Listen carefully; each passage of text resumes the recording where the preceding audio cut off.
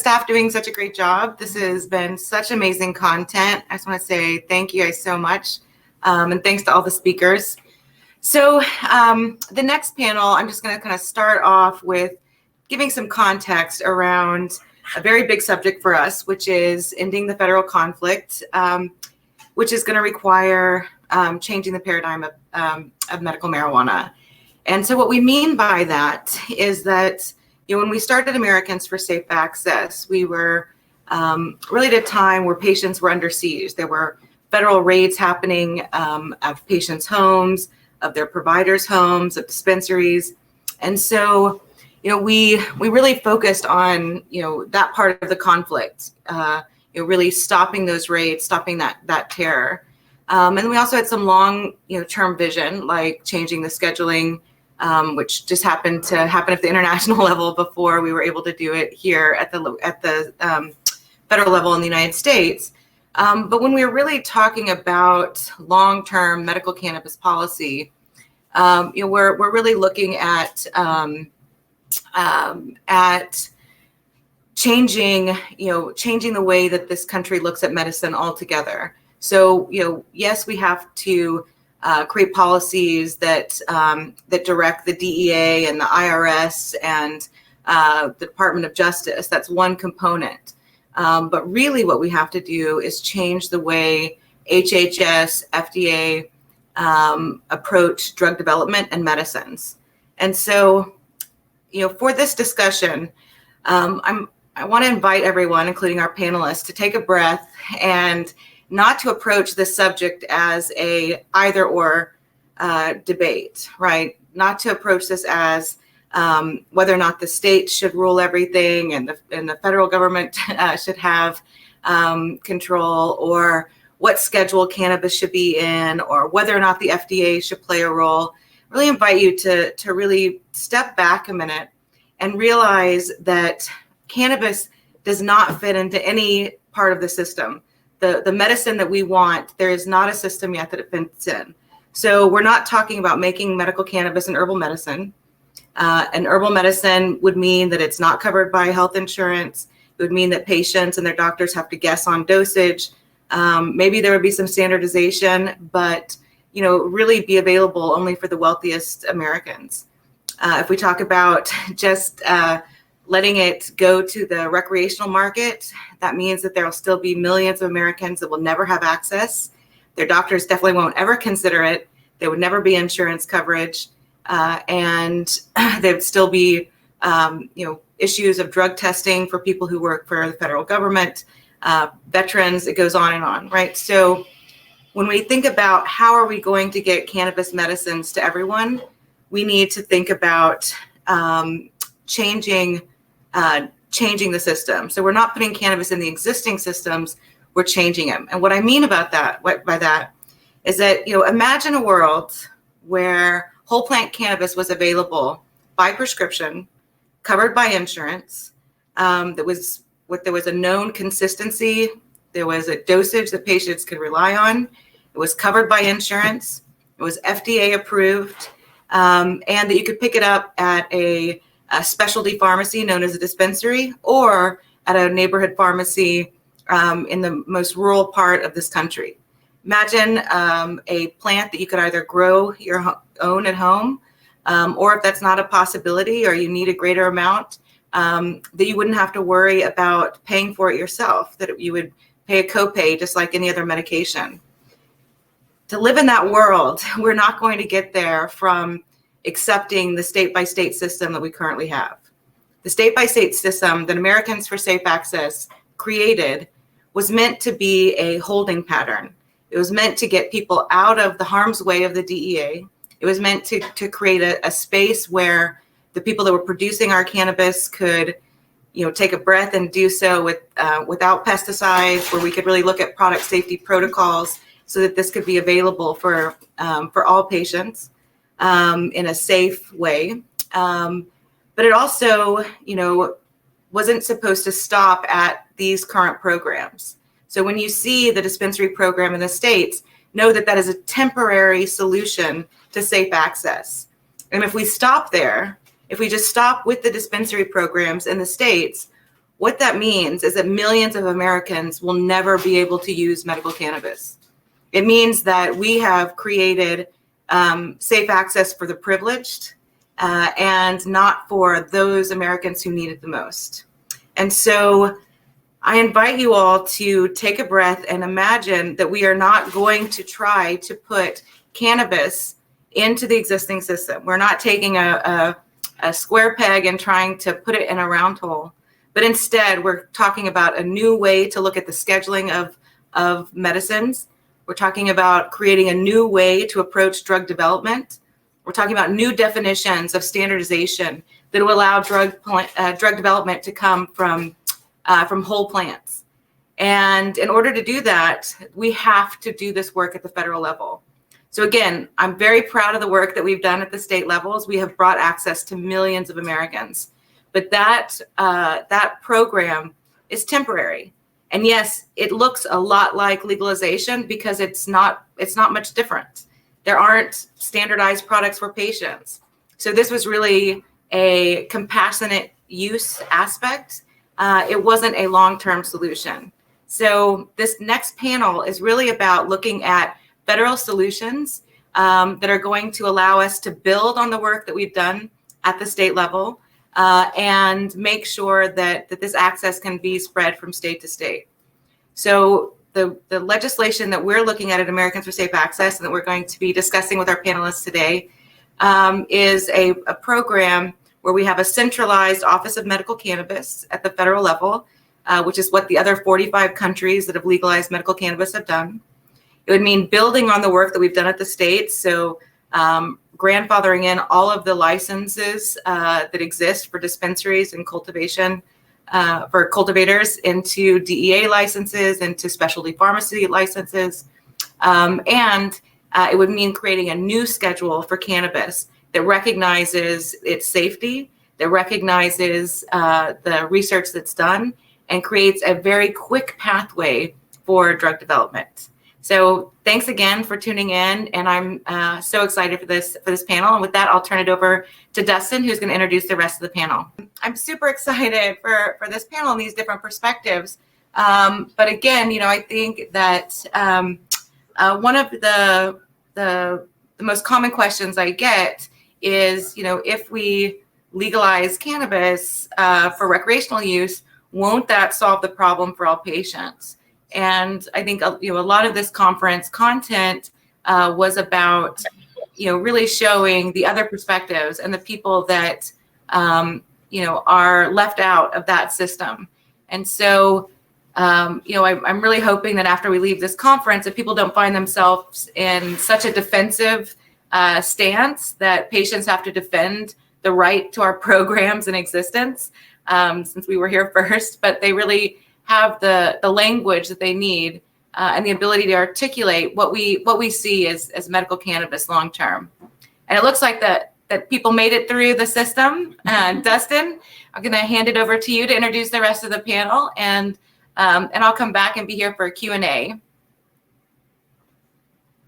Thank you so much, Steph, and thanks everybody for joining this conference and tuning in for this great panel, Ending the Federal Conflict, Changing the Paradigm at the federal level on how medical cannabis is regulated. Of course, we're driving from a system in which you have 36 states that have organized some form of medical cannabis policy, facilitating access for patients that's legal, as well as ensuring that patients are collaborating with their physicians in the utility and administration of cannabis as a medicine. At the same time that's going on, you simultaneously have a federal government who still maintains cannabis as a Schedule I drug under the Controlled Substances Act, whereby they define it as having no medicinal value and a high propensity for abuse. Of course, we know as patients, as researchers, as physicians, utilizing, studying, and directly administering cannabis to patients, we know that cannabis has a lot of real utility as a medicine. There's a ton of research on that internationally, domestically, for the federal government to consider. So we're all working to facilitate that level of education for federal regulators and lawmakers, and to help folks in this audience kind of understand all of that that's going on this, to help us get from that 36 random different versions of medicine to some kind of single federally sanctioned uniform system We've got a great panel to help us understand that today. So with us today is Trelaine Ito with Senator Brian Schatz's office from Hawaii. Senator Schatz's office has been key in driving cannabis research, and so we'll get a chance to talk with Trelaine about how that's gone. Also with us on the panel is Lenita SimSpears. Lenita has a strong background in FDA compliant medicine, and she brings us that perspective. And then, of course, we also have Gus Rosania joining us. Gus teaches pharmacology and associated cannabis medicine at the University of Michigan. So we've got a great lineup to really kind of chop through what are the pathways to cannabis medicine at the federal level. How do we make it a federally sanctioned medical product from where we are today? And that's really the focus of that. So with no further ado, we can hop right in and get started. And this first question is really for Trelaine. Trelaine, you and your boss have been working since 2014 with federal departments and agencies to really try to address this issue, both open up federal departments' research into cannabis, being able to utilize a lot of the products that are on the shelves for patients and consumers in state marketplaces, and expand the volume of research and the types of researchers that can be studying all of this. So I wanted to see if you could give us a little bit more of a sense of how that's gone. Talk a little bit about the legislative efforts you all have organized through your office, and any challenges you kind of face in interacting with different departments and agencies on this issue. Perfect. Thank you, Dustin. As Dustin mentioned, we've been working on this for a number of Congresses now. I think when we first approached this problem, we, like a lot of policy staffers, just assumed that if you descheduled or rescheduled, you'd solve everything. But in having a number of conversations with researchers in the field, we identified, key chokehold points in the research approval process that has really been inhibiting researchers and the ability for research to be conducted for a number of years. For example, their DEA's regs require substantially constructed, securely locked cabinets for the storage of research-grade marijuana, but DEA field offices have been requiring, floor-to-ceiling refrigerated safes that threaten the structural integrity of the research buildings that they're put in. And that's really, inhibited researchers being approved for their Schedule I applications. So our bill really targeted those particular chokeholds within this, very complicated process of DEA approval, FDA approval, you need your IRB, etc. And so that through that sort of listening session, we developed the Marijuana Effective Drug Studies Act, which we introduced originally with Senator Hatch a couple of Congresses ago. And at the same time, Senator Feinstein and Senator Grassley had been working on a similar research bill with a particular focus on cannabidiol, but also trying to address the broader, research pathway. And so a couple of Congresses ago, we combined forces, the Senate Avengers team on marijuana research, and we introduced the Cannabidiol and Marijuana Research Expansion Act. And so last Congress, for the first time, we were able to pass that bill unanimously through the Senate, which I think was the first marijuana-related bill that the Senate had passed in a while, at least. And so, we are currently working on passing that bill again this Congress, and then, working with our House partners to make sure that our research bill can move through quickly this Congress. We'll see. I think last Congress, the pandemic really slowed down our process, and I think we would have been able to move that a bit more quickly than, December, only a couple of months ago. But, I think over the past couple of years, in conversations with a lot of the different agencies, particularly under the Obama administration, ONDCP had started to lead this effort to, make the federal cannabis policy make more sense, and they had a lot of interagency conversations. And so FDA and NIH and NIDA were particularly helpful in drafting our original legislation, and I think DEA was the more resistant agency, and that has translated through the Trump administration. So we're hoping that with this new administration, there will be much more of an appetite to return to some of those original conversations and how to make this process make more sense. Just a plug for a couple of the other bills that we've been working on. We have a Veterans Medical Marijuana Safe Harbor Act to create a temporary safe harbor protection for veterans and their doctors that are prescribing, recommending, talking about marijuana or using it in the case of the veterans, and then directly appropriates money for research on the impacts of state medical marijuana systems and opioid use and abuse and reductions in those to sort of supplement some of the existing research on that. And we have been working on sort of how to, in that same vein as what the Obama administration had been trying to do, how to make federal cannabis policy make more sense. And so one of the ideas that we've been floating around and working with ASA on is sort of a commission type entity to look at all of the different places within the federal apparatus that will need to be addressed in the event that something happens with marijuana, whether it's descheduling or rescheduling, and that will include addressing the single convention, employment, or federal employment, and a lot of the regulations and policies related there, minors, advertising, testing, lab testing, etc. There are lots of particular problems that will need to be addressed. So that is hopefully coming down the pike. But those are the things that we've been working on. Those are huge, and huge thanks to your boss and to you for all your leadership and engagement with departments and agencies on this.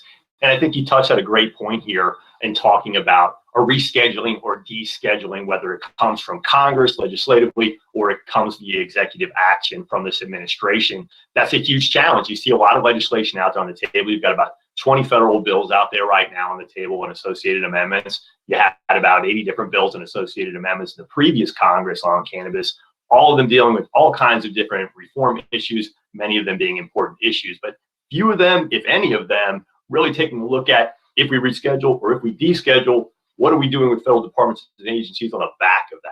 And so Americans for Safe Access a couple of years ago put together a briefing book that really kind of drives through, hey, here's the background on how we got here from complete prohibition to state-by-state reform across 36 states.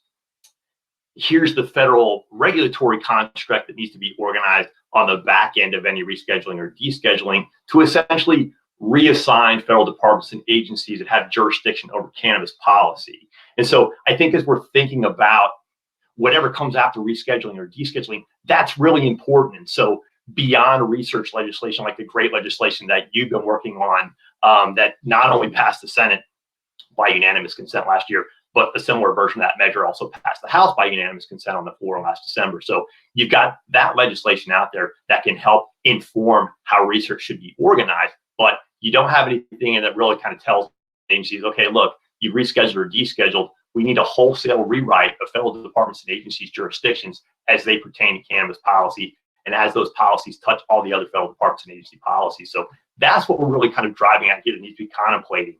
And to do that, Americans for Safe Access has organized an advisory committee comprised of researchers, doctors, patients, other groups that are driving this direction, representing different health communities, autism, for example. And as part of that group, those are the kinds of folks that we want helping this new administration make decisions about how federal cannabis policy should look and what the associated regulatory framework should look like.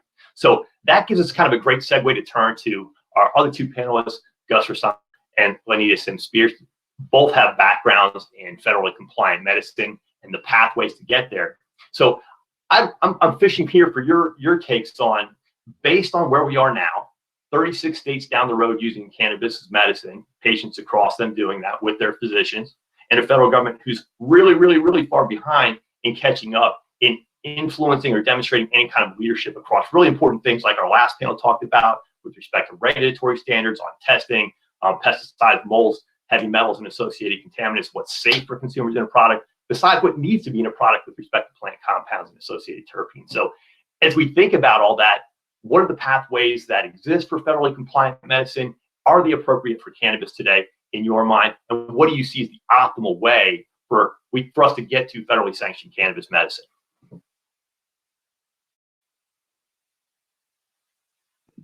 Also, cannabis sativa is not a drug. Cannabis sativa is a plant. And the FDA, as the name says, Food and Drug Administration. So if you're going to consider it as a plant, the FDA is obviously no position to regulate it. It would have to come more from the USDA. And then when you think about the routes of administration, so if you're going to consider smoking, again, the FDA has no purview there. The way people typically use cannabis, where they self-administer, they're adjusting dosages to their own needs. Again, the FDA isn't equipped to deal with these kinds of methods of administration and these methods of dosing, as the FDA typically will require administration through oral or inhale, the usual kinds of prescription drug methods of administration. Plus, you have to administer the drug in very specific doses. And that's one of the requirements for the FDA to be able to approve any clinical trials. So the FDA is just not in a position to deal with cannabis. And same thing can be said by other substances in the Schedule 1 list. So if the government is going to make any progress in terms of how we move ahead on the medical standpoint, what needs to be done is to put all these Schedule 1 substances, cannabis plus psilocybin, ayahuasca, into its own category, and then it's got to be dealt with as a herbal medicine. And if you look at the history of herbal medicines and the FDA, you actually find none. There's only been one herbal medicine that's been approved, used topically, and this is before Epidiolex. And Epidiolex, which is cannabis-derived CBD, it was actually approved by the FDA, but in essence, this cannabis-derived CBD formulation is, even though it's a prescription herbally derived medicine, it's actually an isolate from the cannabis plant. So ultimately, this is a crystal form of CBD, very much like a synthetic. At that point, the FDA can deal with it, but otherwise, when you talk about a herb and combinations of herbs, and herbs have all kinds of different components, the FDA is in no position to deal with any of this. So we really have no path. We need to come up with a path.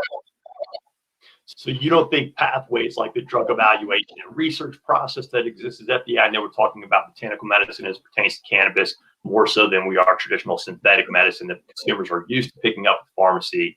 Or what about I know Lenita had planned to chat about this a little bit, and I know she's having trouble in terms of pathways such as the OTC process versus an NDA process that exists within FDA.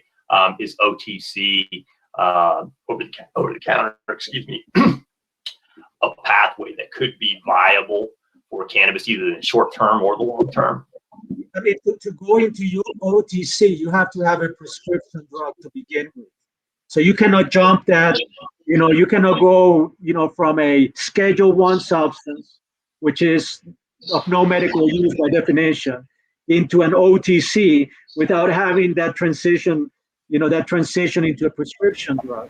So so there we need a rescheduling, right? So if we do rescheduling first, does that get us there? No, well, you still have to go through the FDA process because you have to get it into clinical trials. Just the scheduling doesn't mean that you don't have to go through clinical trials. It still has to go to clinical trials if you want to have the research backing to show that cannabis does whatever it's supposed to do.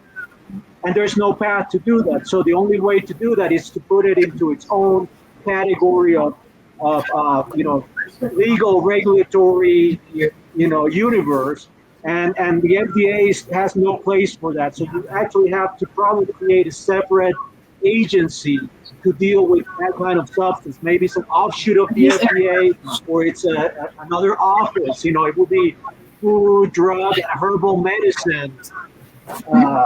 Association. I mean, that's the kind of agency that we would need to put together, something to specifically deal with herbal medicines.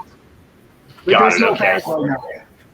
And on that front, I know that there are certainly international standards that they're not only being considered but organized, and there's some uniformity being established there. Is that an appropriate place for U.S. regulators to start kind of cribbing from, to understand what they should be thinking about in establishing that regulatory framework?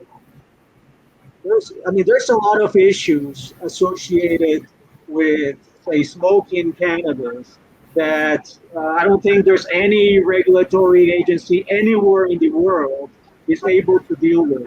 So I think if you have it as an oral formulation, it can be dealt with, or a topical. But when it's about smoking and it's about self-administration and adjusting dosages based on one's own perception as to whether or not one is getting efficacy or toxicity, I don't think that there's any regulatory agency in the world that is prepared to deal with that nowadays. Now, we do have a lot of science already in place, basic science, to support this kind of organization being created on a regulatory, bureaucratic level.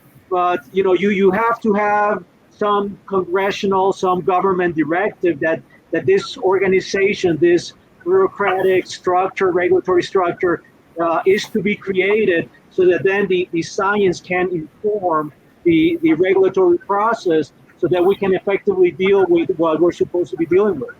Hey, Dustin, do you mind if I ask Gus a question?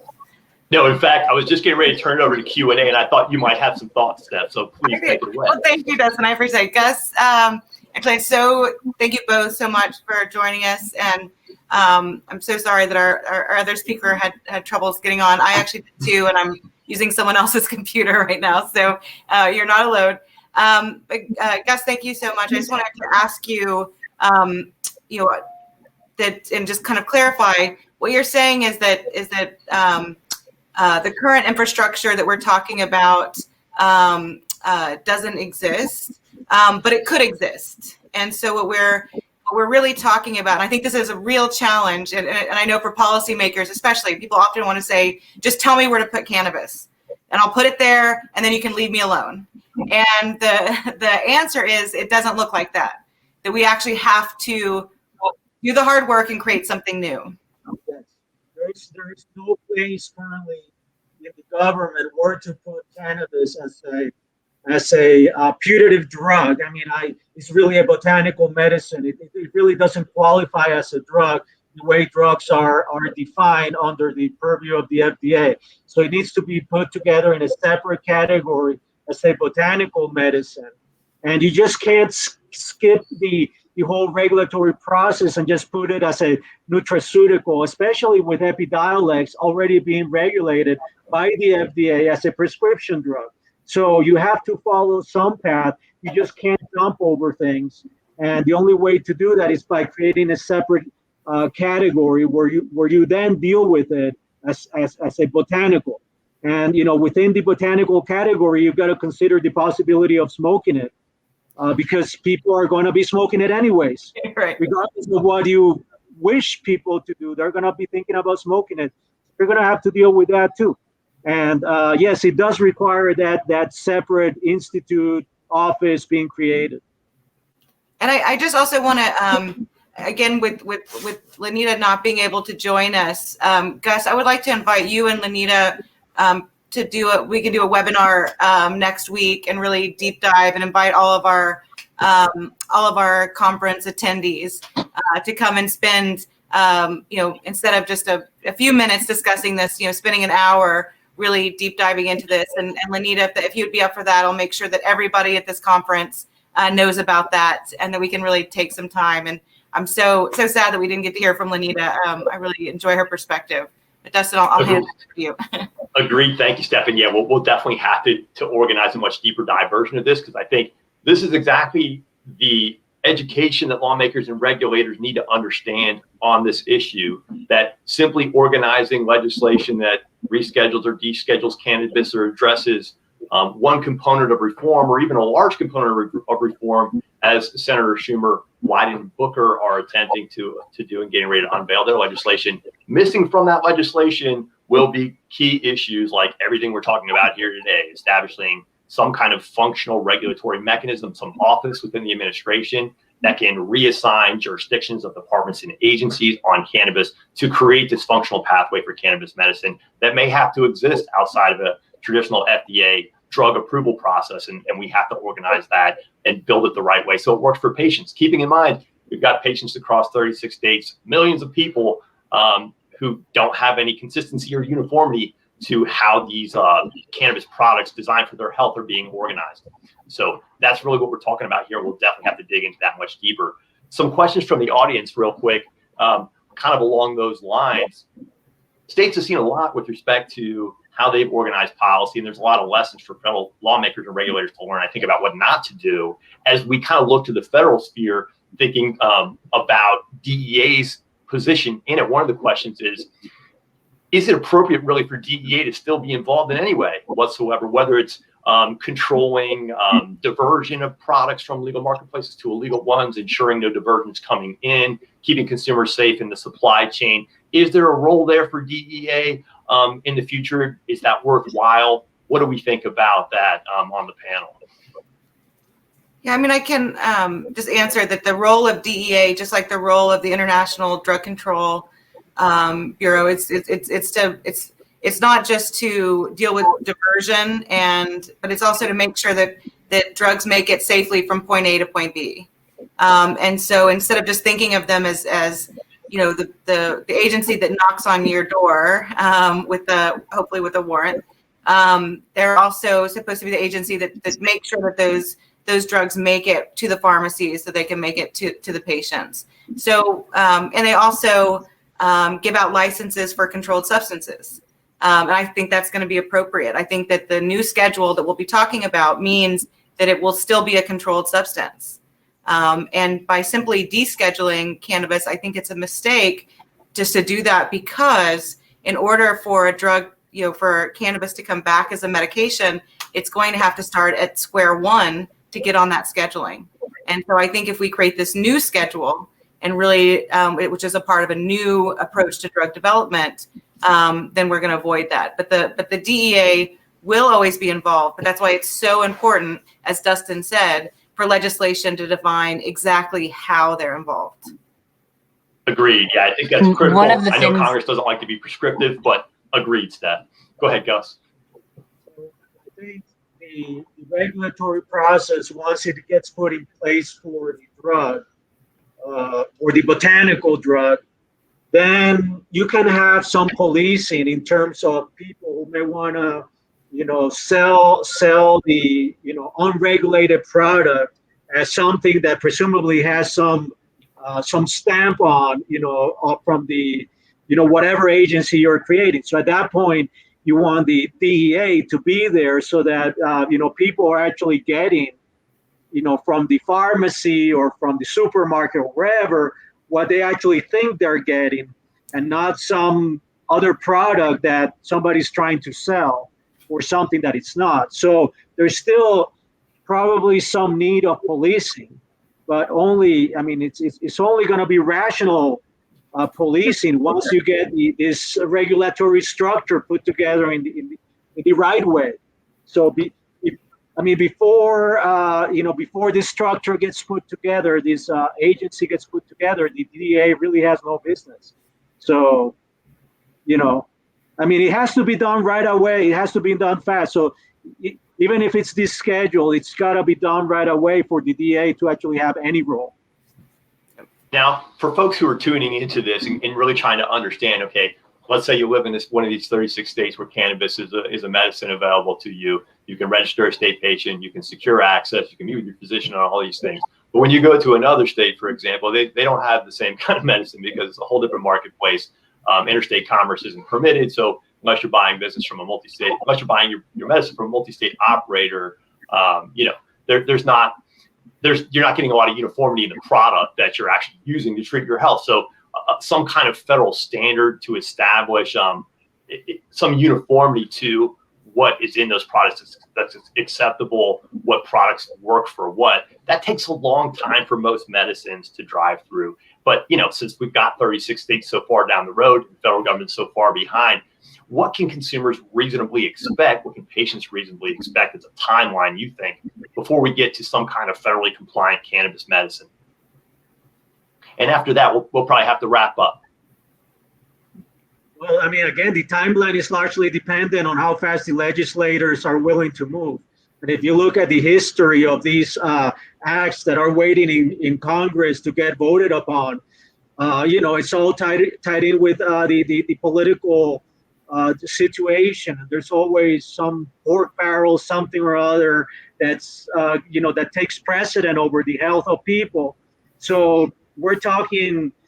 I mean, unless people actually get together and start pressuring the politicians and make this a priority, I mean, this can last forever, right? I mean, it's just tied in with the rest of the politics. So, and it's about other people trying to put in legislation and acts, pork barrel type, legislation that has nothing to do with cannabis and get some other profit from things being passed. So, until cannabis becomes the priority, this can go on forever and ever.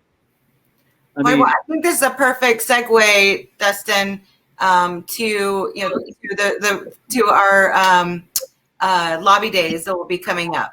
And agreed. So, but I also want to just quickly, because I know Mr. Ito was trying to get in on a couple items, and I just wondering if he wants to respond to what Gus said about what role we can all play to make sure that Congress and Senate have the support and backing from the public they need to make these changes.